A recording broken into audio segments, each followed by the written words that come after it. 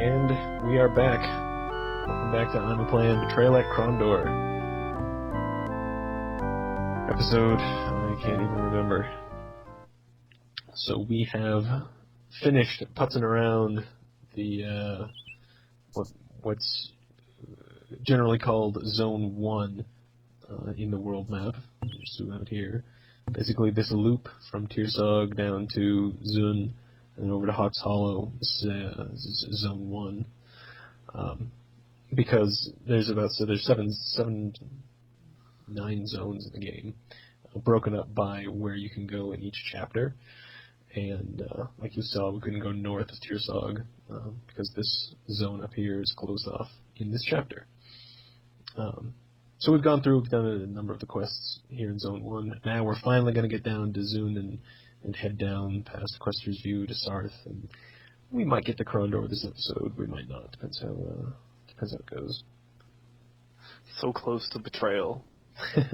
And yet, so far. We started the game right just, a quarter of an inch north to our north. We've already spent a few hours and gone nowhere. While between the previous episode and this episode, I opted to do a little bit of grinding. When I first played, I never grinded my characters, just because I don't think I knew it was a possible game mechanic, and that is something you could do. But I went back and I've got my haggling up higher than I've ever gotten it before in this game. The 83 spent about 10 or 15 minutes just clicking stuff. And for Gorath and Locklear, I brought their lockpick skills up just a little bit. Alright.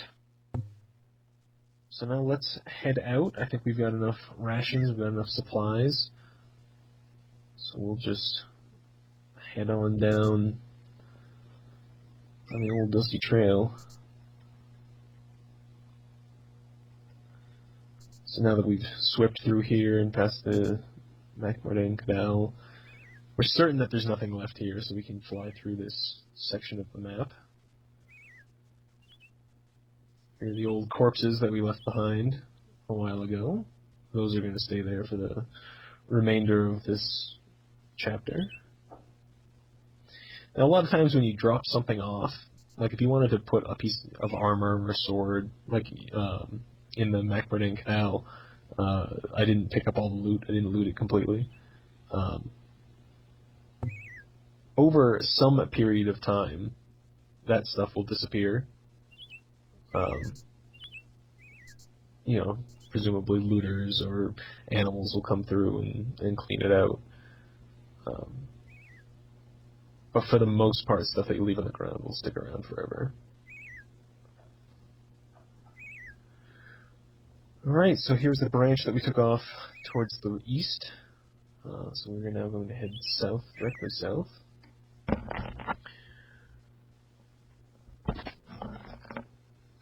Gorath points out, through his wonderful scouting skill,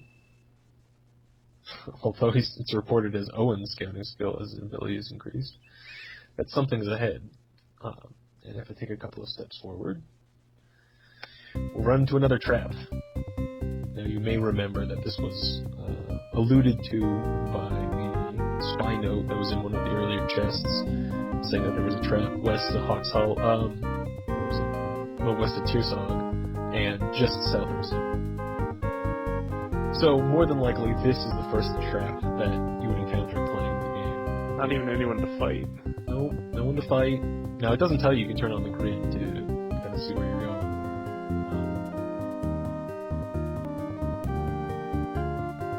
But yeah, simple introduction, which is fine. Towards the end of the game, all the traps that we've seen so far have been very easy. There's a couple real tricky ones towards the end of the game. Well, I'm guessing that you can still turn on the grid on those and see everything. Yeah, well, I mean, they can't be too tricky. No, but it ends up being just a puzzle, a different type of puzzle to solve. Locklear talks about how this is, tricky, but Now, a failing of this game is that it doesn't take into effect any of the other information that all the characters should know at this point. I mean, why not talk about these traps the first time we hit a trap, or after we saw that note? But in essence, like I said, because most people will see this as their first introduction to traps, that it makes sense to talk about it here. It is interesting. The background, by the way, is of exactly where we are, just from different angles. You'll see that was the road that headed off towards the east. And so that just happens to be where Owen's standing, and the camera kind of rotates over to him. So I thought that was kind of cool. So Owen brings up mind speech, which is basically communicating magically over long distances. Gorath claims to have known somebody named an assistant named Nago, to their leader Delacan, as having such powers.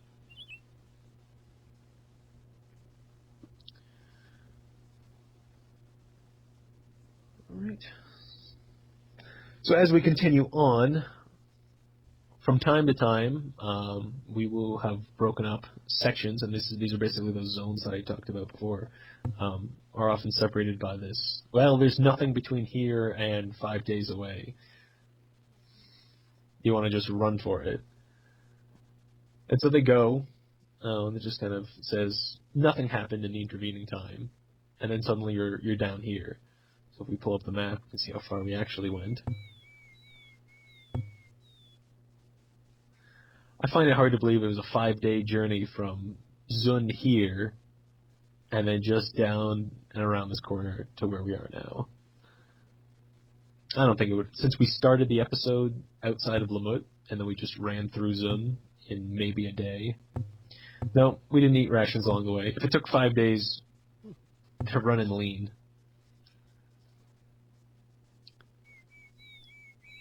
So wait, was that just a path that had been cleared and the game knew it was cleared, or was that you just it's the only way to travel between those two sections? That's the only way to travel. I would chalk it up to a loading screen, but I'm not sure if that's how it works in this game. So if you clicked no, you would have just stayed where you were before? Right. Yeah.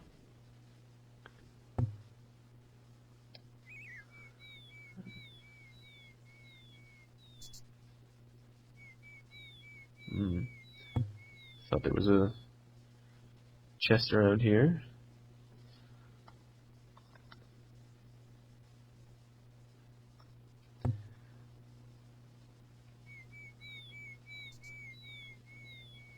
There it is.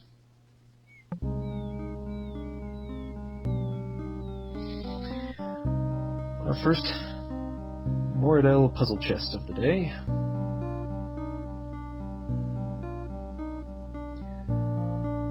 The light one breaks but never falls. His brother falls but never breaks.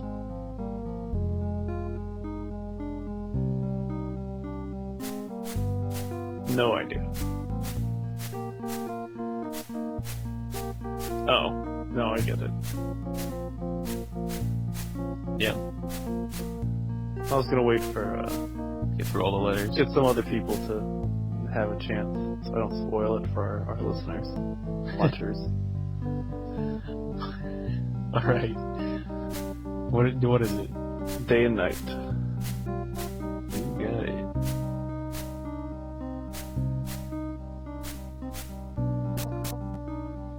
It was a little tricky because it's not like an ampersand in the middle or a comma or anything. Yeah. Got a spell out of it. Yep. A fantastic spell. Which one is it? Nope, the other one. So, what the hell? Okay. Makes you flame cast. They are both flame cast. Nope, I am thinking of the fantastic spell that will appear a little bit later. No. So we did get another copy of flame cast, but it is, we haven't encountered it yet, but selling scrolls is a big old moneymaker.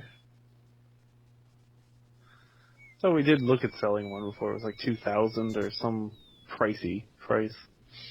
I don't think we saw it that much. We saw some for purchase that were Oh, okay. way up there.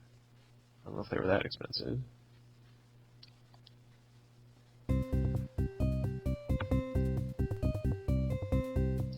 missed this combat. Just stumbled right into it.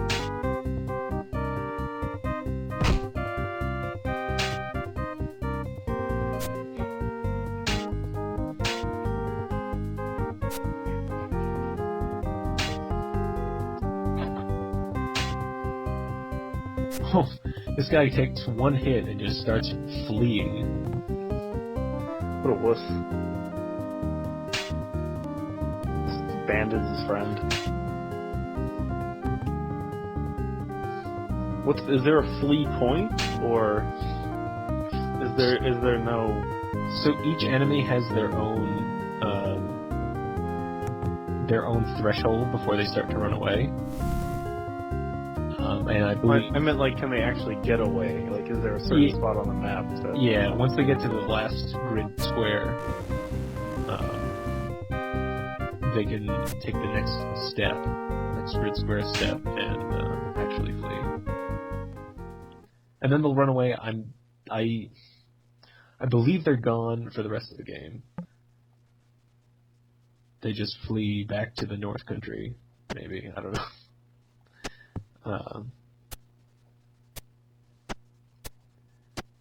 For the most part, combats are one time.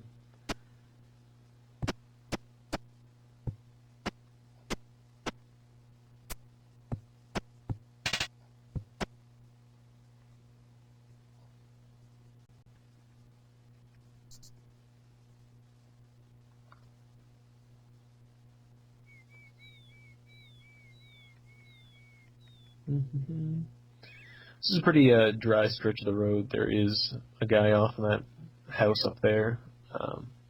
Just adds a little bit of a flavor text about trying to run away from. I don't think he's a paranoid guy. And if you encounter him in the first chapter here, he'll say one set of things about he's afraid that somebody's coming to steal his stuff or something like that. If you encounter him in the second chapter, he'll have moved down to this house down here, and in the third chapter, he's not in either house, and at the end of that road that we just passed, there's a grave, and if you dig it up, all you find is his fingernails. I'm not entirely sure what it all means.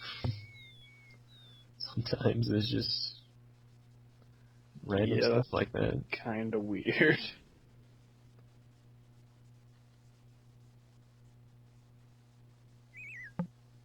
Guy in the road. Quick, let's sneak up on him. We're on the road. Let's sneak up on the other guy on this really flat road. And it worked.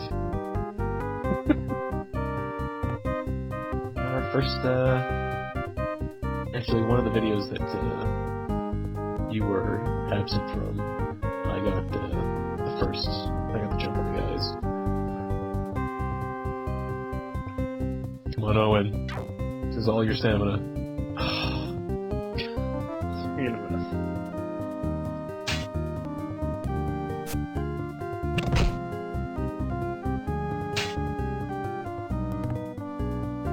You can do now, Owen. Just stand there and heal, I guess. Guy in the back will be using up arrows. Those are my arrows. I'm going to be looting off your corpse, jerk. Hey, you can loot the arrows that you shot the guy with? No, I think when he uses... And this might not be true. Actually, I think it's not true. I think everybody's loot tables are set, before the encounter starts.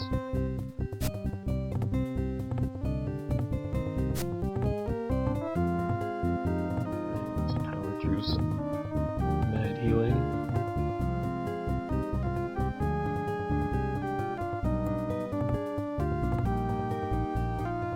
Walk over, take a shot. Nice.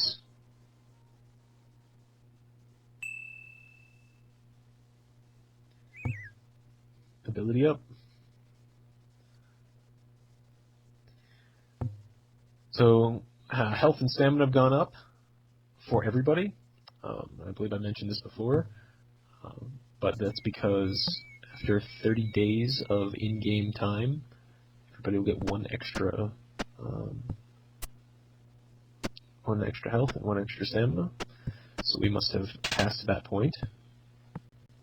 18 cash. That's a good amount.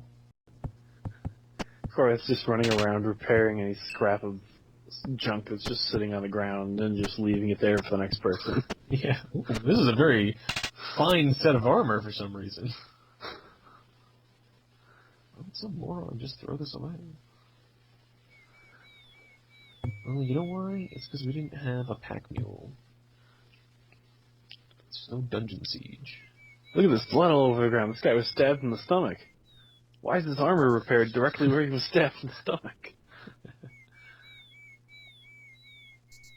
Alright, branching off from the road to the north here, there's a little shop off to the northeast. So a quick glimpse of a chest over there. And another trap. Oh, that's new. It is new. How do we solve this one? What is this polygonal stun runner thing? Well, Just lining up everyone to stare at it? I was seeing if there's anything that we could do to kind of move around or anything. We certainly can't cross this line, so we'll get zapped. Well, Gorath, why don't you show the gentleman what that does? What it does is it shoots a fireball. I actually did not know that the vertical, electric beams blocked the fireball. I thought it passed through it, but apparently it does, and so that was our introduction to that. Well, that's good to know. Here we are with another bevy of puzzle chests.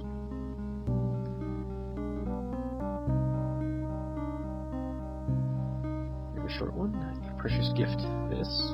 Yet it has no end or beginning, and in the middle, nothing.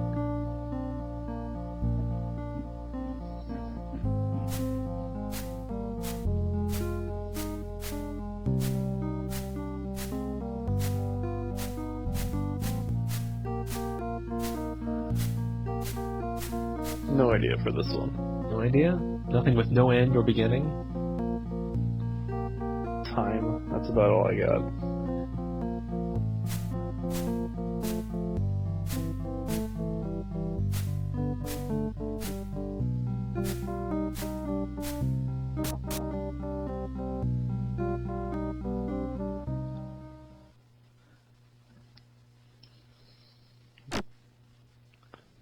I was first thinking ring like a ringing bell, and I was like, that has an end and a beginning. What are you talking about? Oh.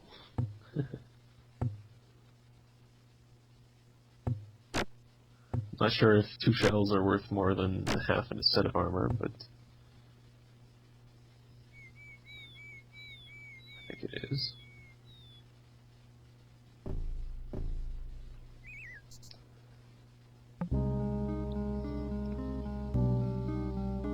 Got an essay for this one.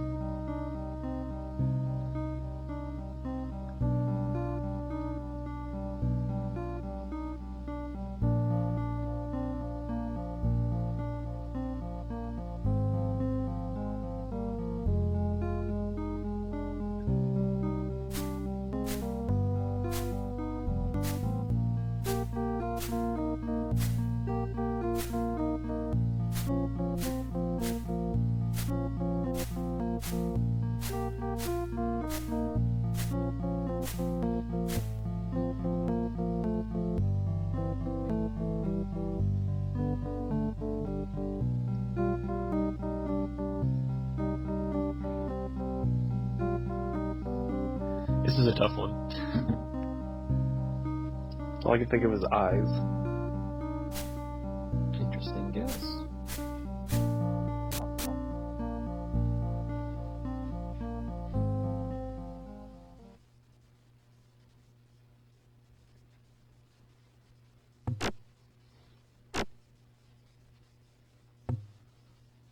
that crossbow. Actually, I'm going to get that crossbow. I think it sells for more than a broadsword.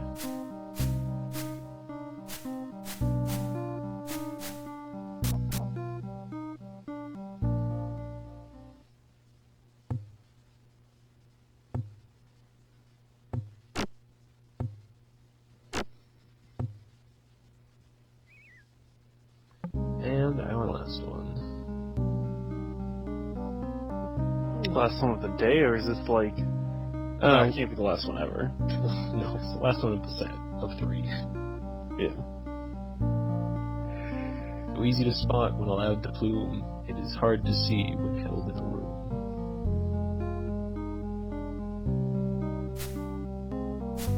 See, I don't know plume as a verb.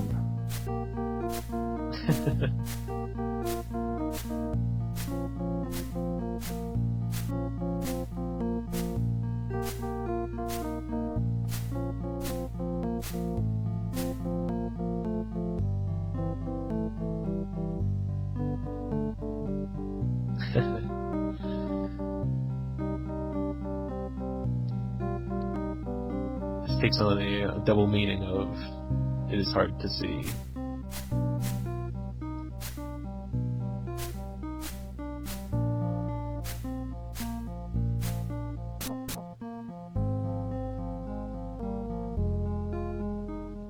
Not bad. It's not hard to see the smoke, it's hard to see in general. Get it? It's a good one. Alright. So none of those chests held the incredible spell that I'm hoping to get. But skirting along the mountains to the north, stop by this little shop that's along the road. Gate and supply. A little bit of everything. Let's see if we have anything to sell. He's not going to accept any of the armor. Oh, he is. I didn't think that he would. Oh, that's a good chance to offload all of that crap. Armor, swords. Or not. Swords are not available to be sold. I can't do anything with swords. Armor I can definitely use plenty of. But the sword's in the way.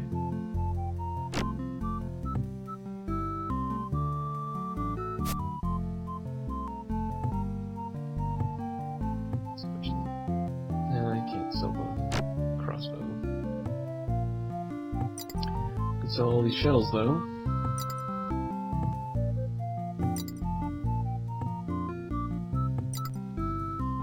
Whetstone, we are down to 6 charges and 13 on the whetstone, 6 on the armor's hammer.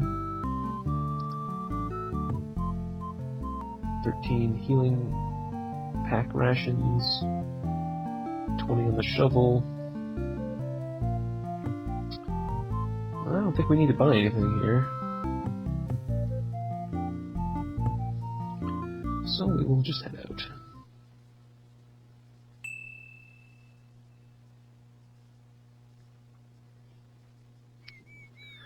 Like, from that angle, the building just looks like something I could have drawn in MS Paint. Yeah, well, when did MS Paint come out, alright? Was it out in Windows 3.0? So this was released in 93. So it was developed probably in 92. I was gonna say, did 95 actually come out in 95, or did 95 come out in, like, 94? I think it came out in 95. I think that was before I started making a habit of having it be the following year. Up ahead, we have Quester's View. It's been long enough that we've been without a town. So zigzag. We just barrel straight through. Leads us into a small little town. First house has a welcoming young woman. Invite us inside.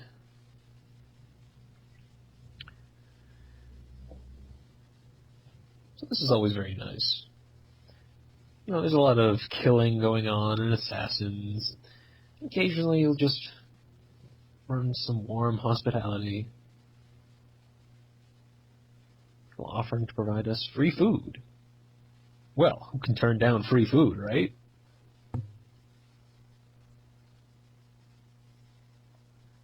And that's about it. The big one that got away. I always wonder, realistically, back in, I don't know, whatever you want to call this, the 1500s, how many travelers were on the roads like this? Well, you always read stories about travelers being on the road, but that's probably Yeah. what makes it interesting, that they were travelers.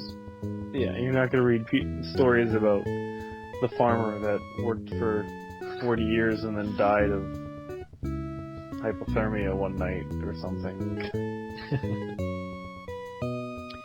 I should go in and give Owen, turn Owen's sword on barding, but I think I'll just jump into the bard.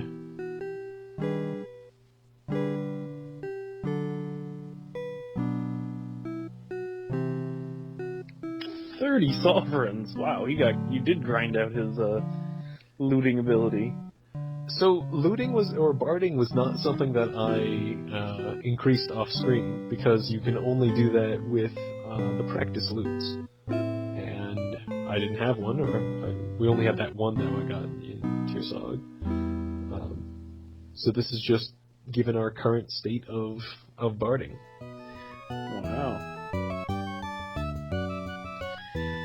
And this guy over in the corner,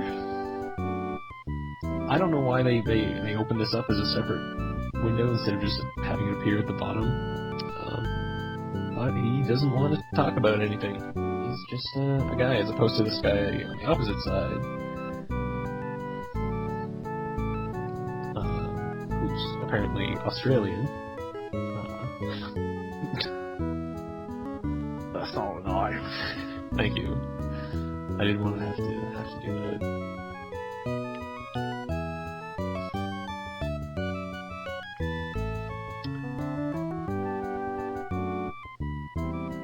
And this is the innkeeper, but since this isn't really an inn, we can't sleep here. We just get more flavor text.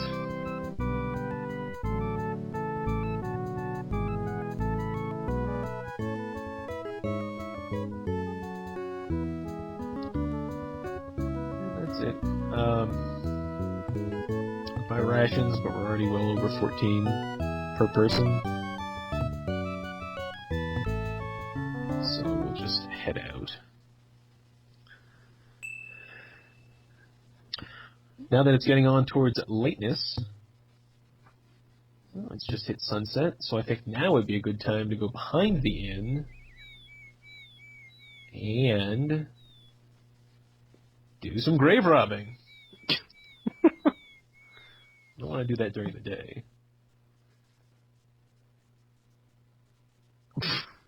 This is a terrible epitaph. Hey, in that kind of a situation, he should be lucky he has a grave at all. Like, I'm surprised it doesn't just say, man, fuck this guy. Another guy that got in an argument and didn't win. Lost.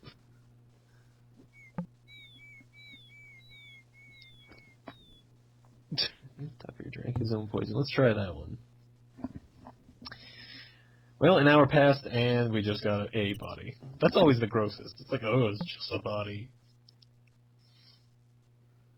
The townsfolk strung him up. Oh, that sounds like a hint. I picked the other one because there are poison items in the game. This time we got a heavy crossbow string. So this one's not gross at all. I told you I was sick. Warning, the fiend beneath this stone is trapped by dirt, not by death. Stay away. Turning to Locklear, Owen said, "Shall we dig this grave up?" No, Owen, can't you read? Well, High horse. Sleep, sweet. Sweet sleep.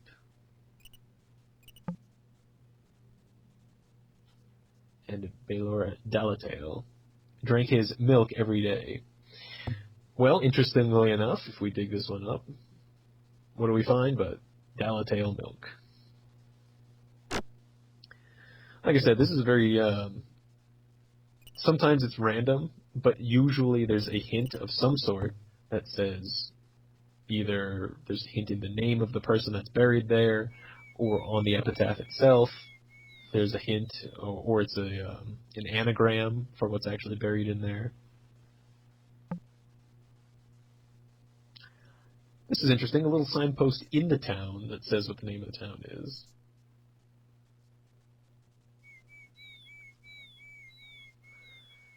Before we continue any farther along, I think maybe I'll go check on the status of our statistics. Oh look, Locklear's barding skill went up. That's useful.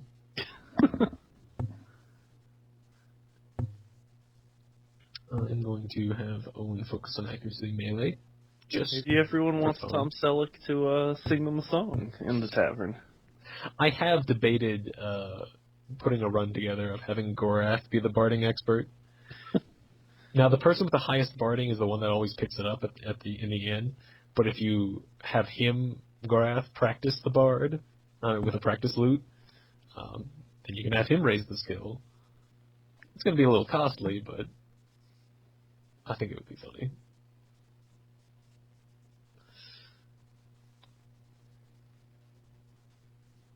Inside this house, we find a young boy.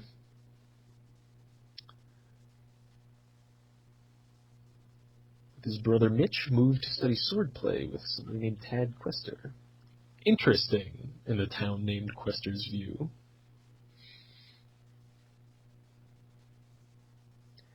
And of course, the young lad gushes about the skills of the person he's there to study swordplay from. He says it's the house behind his house. And so we find Tad Quester next door.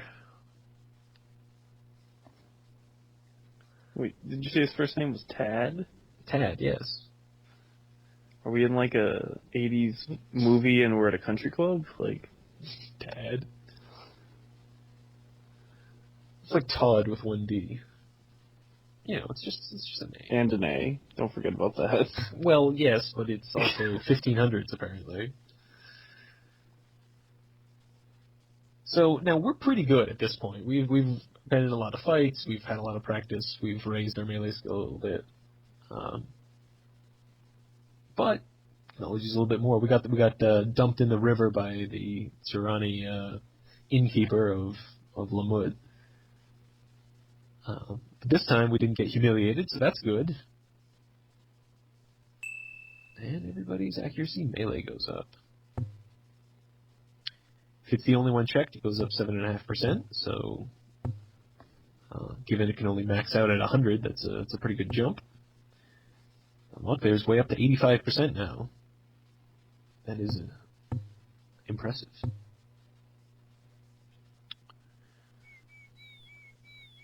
And the last item, the last house is a shop. Another weapon shop. Hopefully this one we can sell our excess swords in. See, there's a new sword over here, a Keshin Tapir. Very expensive. There's also some Ulilico armor, which is a Tirani type of armor. So that will be the racial bonus of this armor. It's Tirani. None of our characters here are Tirani, so they wouldn't get that slight bonus, whatever that bonus is. And Grey Tower Plate. This is the Dwarven armor.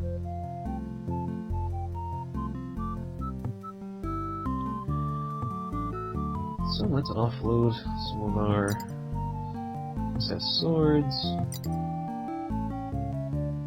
As soon as I find a place that will buy this book, I'm going to sell it. No, maybe I'll hang on to it for one more chapter. Now this place will buy our Moradel lampreys. We saw, I think Lamut wouldn't purchase them. They just say, I have no use for it. But this place decides that they think they can resell it, so they will buy them. And it's a decent amount. 8 sovereigns is pretty good compared to the normal cheapo broadswords that only get 1 or 2.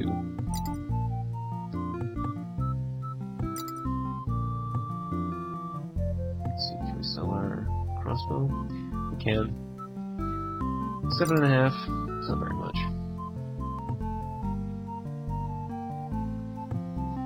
At this point, I'd say inventory space is more valuable than money. Well, I mean, if we wanted to just blow the money on stuff, see, we'll probably haggle the cash and tip here down.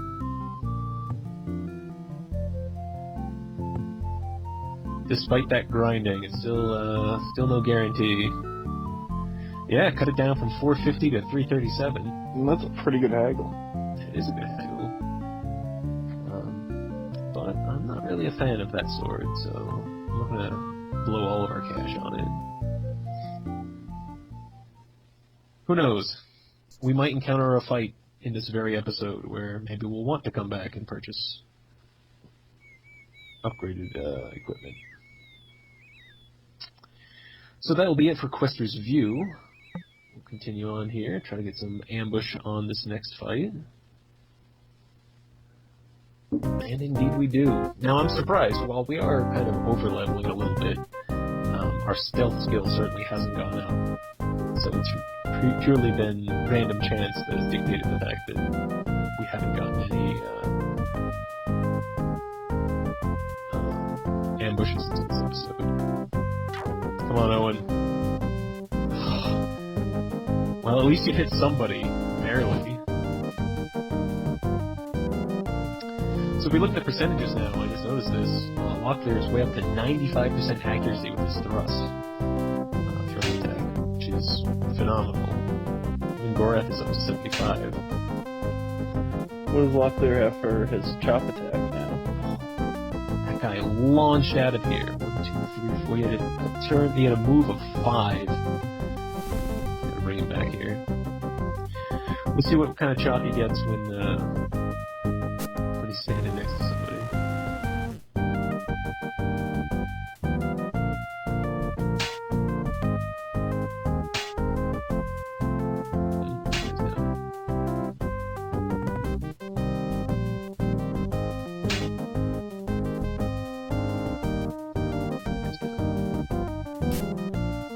Now we got the Dread Pirate back. In fact, is this our first introduction to them? I don't know, I don't remember them. So these What I are remember is the Blue Knight guys. these are Quegan pirates. Queeg is a location, and they're known for, not surprisingly, the ships. And I'm not sure why they show up, wandering around. They're hanging out with the Moradel assassins that are coming to kill Gorath. So I don't know. So here we go. The overhead on Gorath is 64%, which is not too bad actually.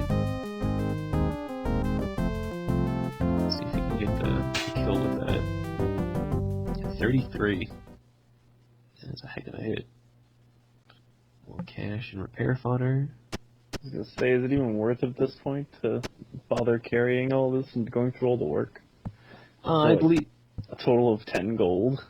I believe I will edit this stuff out, this repair and returning to sell it, just because we're right in town. Picked up a Noble's Passkey,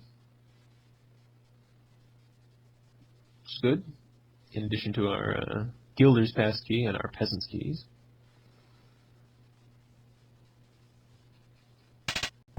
I'm just dumping everything into this bag.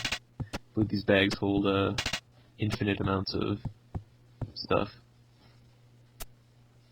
Yeah, that's a heck of a rucksack. I can carry like 4 pieces of armor and some swords and... And they just happen to have it, They're just carrying it around. Must be some magical Mordecai. Mordell. Mordell magic. Mordecai. Okay, and we are back. And we have made a little bit of cash, about, I didn't count it up, but I think we probably have a 40 or 50 cash there.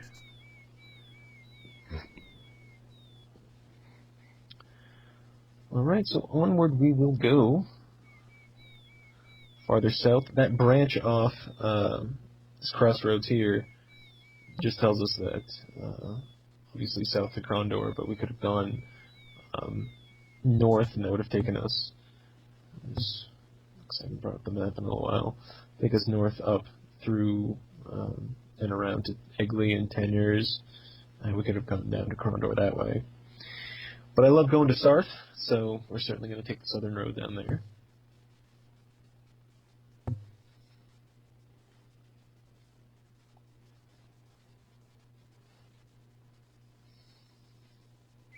So, on the road to the south down this way, we get interrupted with a farmer wandering up and down the road. This is a bad time for travel.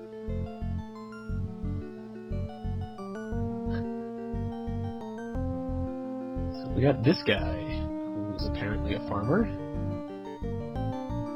and not a meth addict.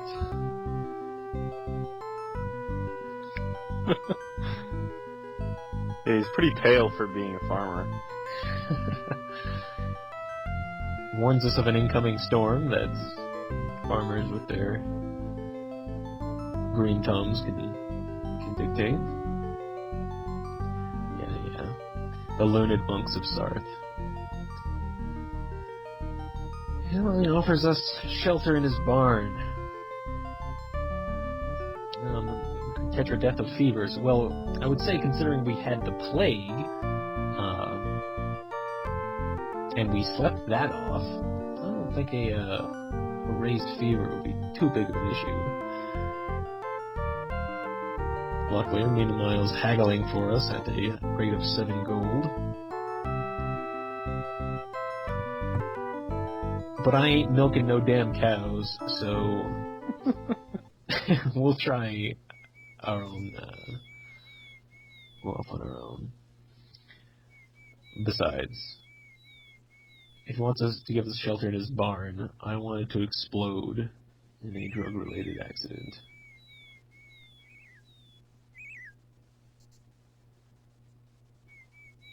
Alright, as we continue on, I'm going to take this branch off, because there's a chest at the end of this road. And what do we have inside? Another puzzle chest. And this is one of my favorite puzzles. I've remembered this long after. There's a lot of puzzle chests in here. But I really enjoy this one.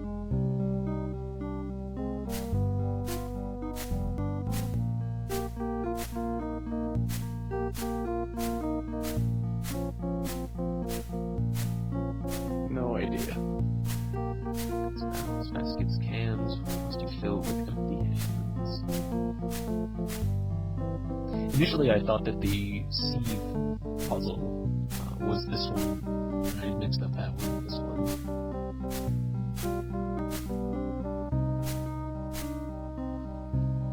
What must you fill with empty hands? Well, it's going to be something related to hands. Nice pair of gloves. And while it may be difficult, the rewards inside are pretty significant. There's an upgraded broadsword that has the Bliss type number 2. Not quite valuable to us. It's got an 89% shell. But what we really want is this one. The Skin of the Dragon Scroll. One of my favorite spells. So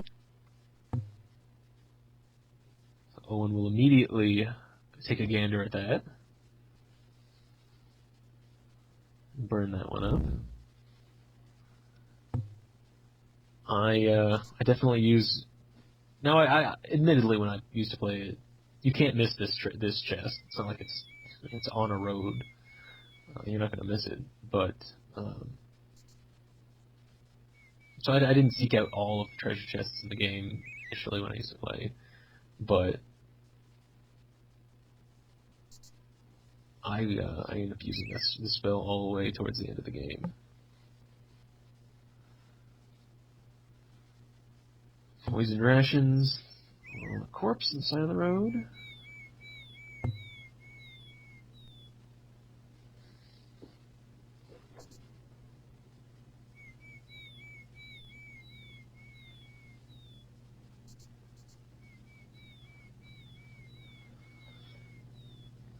And another ambush. The only thing noteworthy about this ambush is that there's a spellcaster. And for whatever reason, the spellcaster started the round and moved one square diagonally towards Gorath. That's it. So here's the new spell, Skin of the Dragon. It appears in the same category as Gift of Sun, which transfers health from the caster to the other characters. But this is invisible armor. So at a cost of 4 to 20, it will protect any character for however many turns that you use it, from all damage. It is fantastic. But since this is a pretty easy fight, I would think, I'm just going to go ahead with a full-bore fireball on the caster. Oh, come on! Come on, Owen!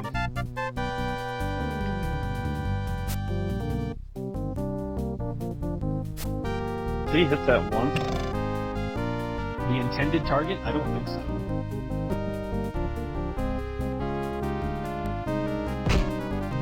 Both Locklear and Gorath miss. Well, I can't attack Locklear, so I just move him closer.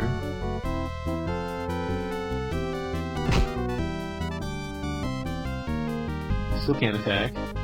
So I'm just moving him within range so he doesn't isn't able to cast his spells. I got lucky with that first round where he didn't attack anybody.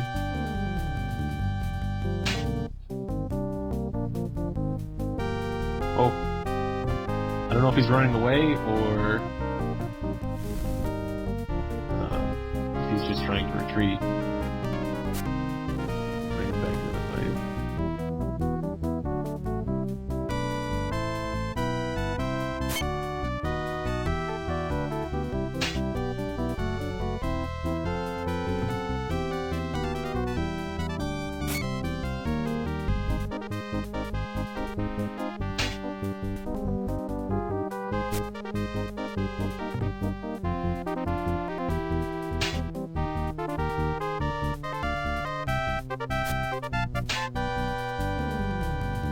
I like how the characters, as I move the my cursor around the field, they keep kind of spin in place to look at the.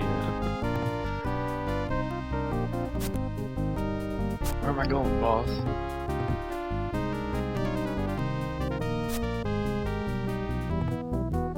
Come on, Gorath, you got it. 74%. I want to use the keyboard shortcuts to save myself.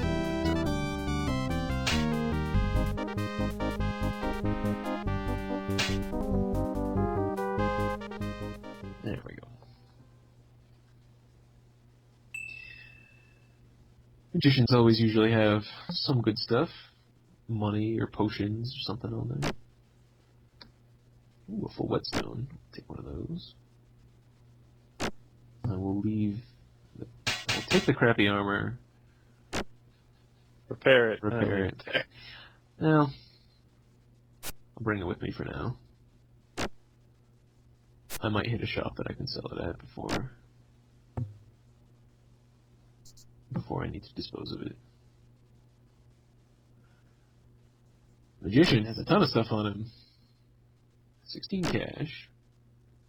Some more healing packs, which are always good. 5 regular rations. Nice. A Moradel brooch, which we've seen sells for double digits coins. We have 1 use of the powder bag. This is a new idea. Buried underneath was a slip of parchment. Throw into face of victim. Alright, sounds good. This is so we haven't we have gone into the inventory during combat once, so Owen could use some restoratives. So not only can you drink potions, but you can also use items such as this. So if Owen's standing next to somebody, you can throw this powder on them, and it acts as a Despair Thy Eyes, which will obviously blind the character, the enemy character, and we'll just stand there for a couple of turns.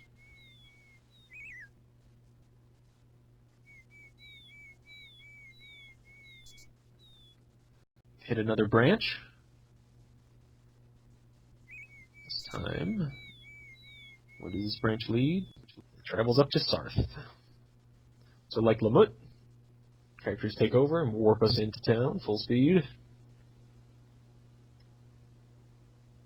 And we have found the Abbey of Ishap at Sarth,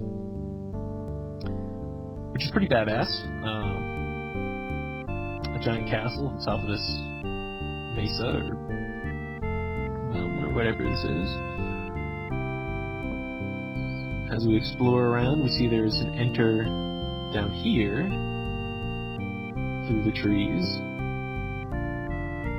It goes into a cave. This is actually a dungeon that we can explore, sort of like the Macbeth Canal. But there's not really anything for us at this stage of the game right now, so we will do without. There's another enter up here. This brings us directly into the library. The library has lots of stuff to look at. There's 5 or 6 hotspots. Let's take a look at just 1 or 2 of them real quick.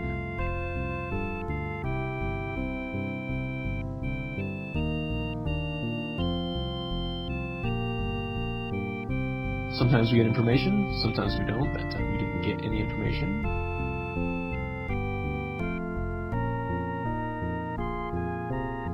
This time Owen flips through and finds Strategies of Trading Volume 2. This is actually this is probably one of the most interesting things to find in the library at this point in the game.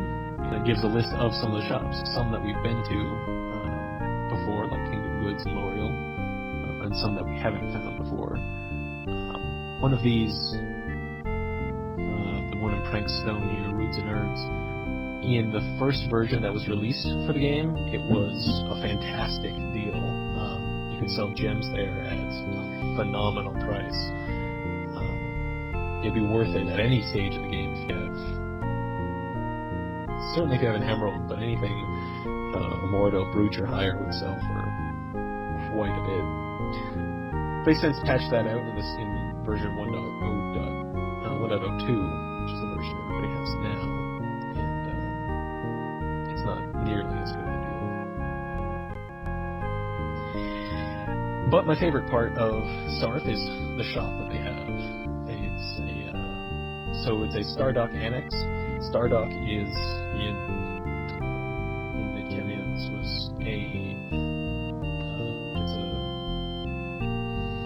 the Academy of Magic that Pug, the greatest wizard in all of the realms, set up. It's not really owned by the kingdom, but they are like allied and they try to stay out of any conflicts. So anyway, that's what Stardock is. And so there's an annex here in Sarth, and so it's all sorts of magical goodies. First thing obviously that jumps out at you is the lightning staff, 1,200 gold. That'll be great, so Owen can miss even more spells. It's a staff that has a certain spell imbued into it, and it's got 40 charges of it. Of course, once you run out of charges, then your staff is just... You have a useless piece of wood. Actually, I mean, it's a better staff than his current... Oh, okay, so you can actually use it to whack people in the head, too. It's not like a delicate magic staff. Right. Let's see, what else? Before I start selling that stuff, the lightning staff. These are enchanted quarrels, which are better than, I think they're the best type of quarrel in the game. For some reason they sell rations. We've seen the clerical oil cloth. Some restoratives. I think I'll stock up on some of that. And 2 full pages of spells. Wonderful Dragon's Breath. Spare Thy Eyes, which we already have. 400, we can get Flame Cast, which we already have at this point. Skyfire, 350. The Eyes of Bishop, which we also have. Night Fingers. Not Grace Cicatrix. Skin of the Dragon, which we fortunately just found, which is another expensive one. Funnels like clouds. Well, first things first, let's sell the scrolls we've been lugging around forever.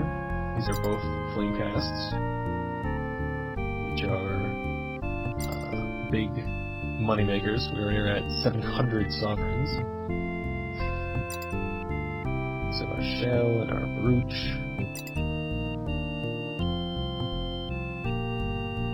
Let's see, let's sell the swords. Looks like they buy pretty much everything here, which is fantastic. Got a good price for the swords too. Very good price. I was unaware of that. I guess I knew that gems sold for different prices. So I sort of just assumed that swords and stuff are pretty static. It's not like they're easy to carry around, so. Whoa! Yeah, 60 for that. I just want to make sure that I've got the right sword equipped. So it's a 10% bonus for 3 and 15, 5 and negative 5. Oops. 8 and 21, 10 and a 0. You know what? Even with this bonus, I think I'm gonna have to go with the 2-handed broadsword. How much can I sell that guy for? Only 34. That's probably the best judge of, whether it's worth it or not. If the shop will sell, and you see this in every game, right? If it sells for more money, it's probably a better item. Yeah. See, Most games. The blessing, in this case, it's also number 2 blessing. Sells for 8.5. But the other one we sold that didn't have a blessing was about 4. So the blessing adds a little bit, but it's not much. At least the value.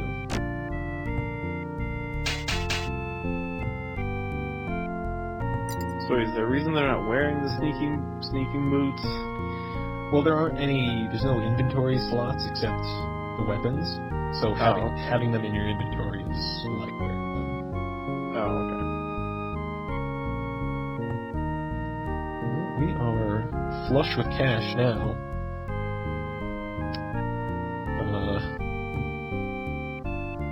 I'm gonna have all of my few restoratives.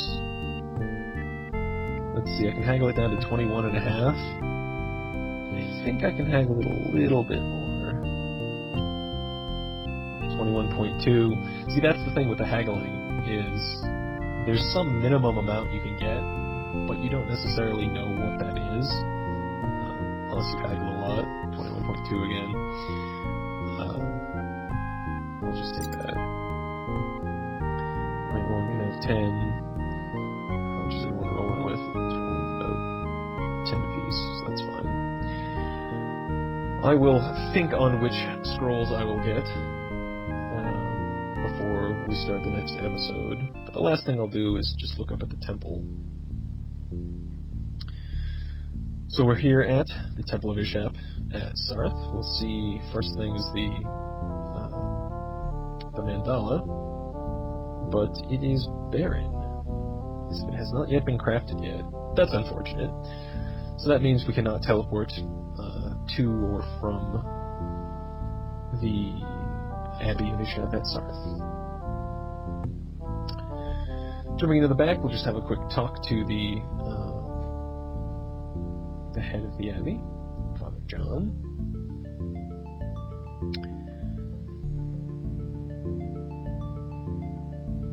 little bit of information about what's going on here.